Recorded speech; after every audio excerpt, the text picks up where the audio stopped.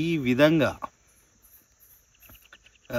ఇట్లాంటి ప్రాబ్లమ్స్ అన్నీ ఫేస్ చేసి ప్రాఫిటు, ఫస్ట్ లాసు, తర్వాత ప్రాఫిటు, తర్వాత లాసు, ప్రాఫిటు, ఇవన్నీ కూడా చూడడం జరిగింది.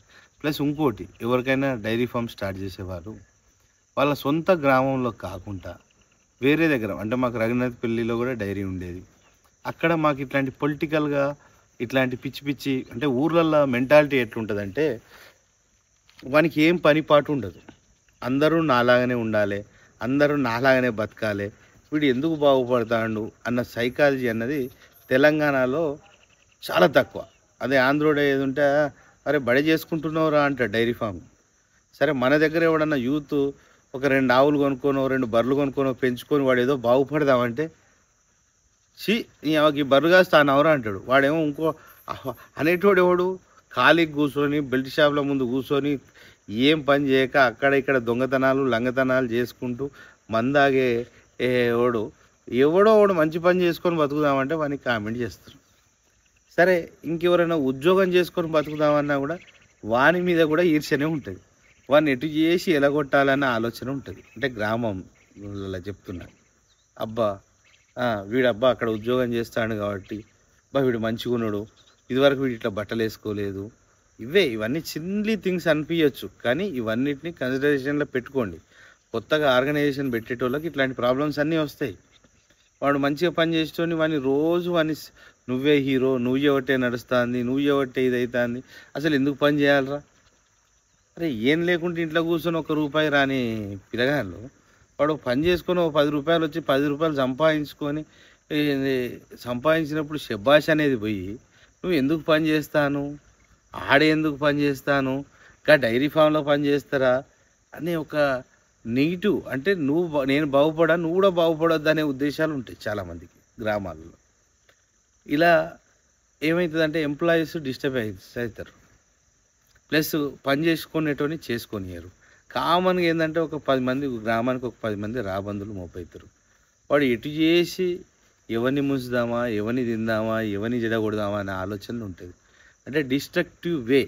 విలేజెస్ ఈరోజున్న విలేజెస్ ఏంటంటే కన్స్ట్రక్టివ్ వేలా లేరు. ఎందుకంటే ఒక 10 మంది కాబట్టి డిస్టర్బెన్స్ అవుతుంటుంది. ఏ విలేజ్ అయినా you take any village, A village ఎలా చూసినా కూడా ఒక 10 మంది డిస్ట్రక్టర్స్ ఉంటారు.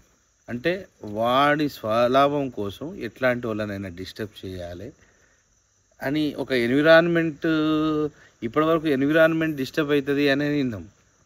సొసైటీలో కూడా ఇలాంటి చీడపురుగులు ఉన్నారు కాబట్టి గ్రామ స్థాయిలో మంచి ఆర్గనైజేషన్ డెవలప్ కావాలంటే చాలా కష్టంతో కూడుకున్నది. పోనీ అట్లా ఆర్గనైజేషన్ డెవలప్ కావాలంటే దానికి ఎంతో బలం కూడా కావాలి, పొలిటికల్ సపోర్ట్ ఉండాలి, పొలిటికల్గా డిస్టర్బ్ చేయడానికి అవకాశం ఉంటుంది. సరే అన్నీ అయిపోయినాయి, లాస్ట్కు వీడికి మేము రాజకీయంలో ఉండాలని రాలేదు. సరే మంచిగా డైరీ డెవలప్ చేసుకునే క్రమంలో అటో ఇటో చేసి నన్ను రాజకీయంలకు రావాల్సి వచ్చింది, పోవాల్సి వచ్చింది.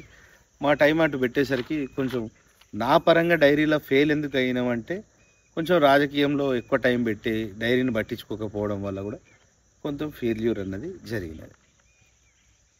సరే ఉన్నది ఉన్నట్టు మాట్లాడి ముక్కుసూటిగా మాట్లాడి సరే రాజకీయాలు అయిపోయినాయి, ఇప్పుడు మనం ఏదో చేసుకుందాం బాగుపడదాం అన్నప్పుడు ఎట్లుంటుందంటే రాజకీయంలో ఉన్నాం కదా, రాజకీయంలో ఉండి ఏదైనా స్ట్రైట్ ఫార్వర్డ్గా మాట్లాడుతున్నప్పుడు ఏమవుతుందంటే మొన్న రీసెంట్గా ఒక 4 months నుంచి మా డైరీలో జరిగే డ్రామా ఏంటంటే మళ్ళీ ఈ రాజకీయ నాయకులు అనేటోళ్ళు, అంటే పై స్థాయిలో ఎమ్మెల్యేలు, మంత్రులు, ఈ లెవెల్లో ఉండేటోళ్ళు కూడా, ఎందుకంటే మనం ఉన్న మాట ఎక్కడ కూడా తడబడకుండా తేడా లేకుండా నిర్మోహమాటంగా నిర్భయంగా చెప్తాం అన్నట్టు.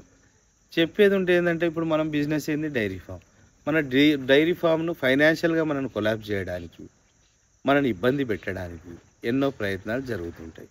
అయితే ఎక్కడి నుంచో బీహార్ దగ్గర నుంచి వచ్చి మన దగ్గర లేబర్ పనిచేస్తుంటాం. నాకు తెలిసింది ఏంటంటే ఒకని తర్వాత వాళ్ళు 5-6 పనిచేసేది, ఒకని తర్వాత గిన్ని సంవత్సరాల తర్వాత ఎప్పుడూ అట్లా జరగలేదు మా దగ్గర.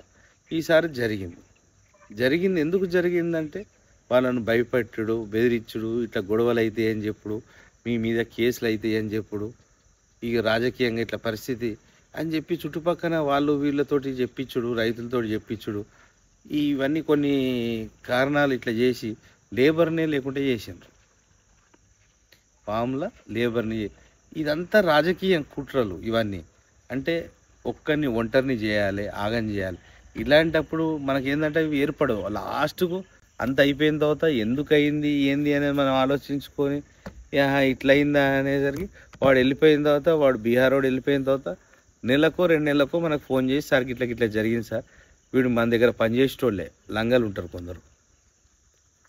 వాడు వీళ్ళని ఎలగొట్టడానికి వాడు ఎక్కడన్నా బయట అమ్ముడు పోయి వాడే మన దగ్గర పనిచేసేటోడే వాళ్ళను ఇట్లా జరుగుతుంది, అట్లా జరుగుతుంది అని చెప్పి ఈ చెప్పుడు, నేర్పించుడు, వాళ్ళని భయపట్టించుడు, భయభ్రాంతులకు గురి చేసేది ఉంటే ఇక మనం ఇక్కడ ఏంది బతికేది ఎక్కడైనా పోయి బతుకుతాం అనే ఆలోచన ఉంటుంది కదా ఎవరికైనా. అట్లా ఈసారి డైరీ నష్టం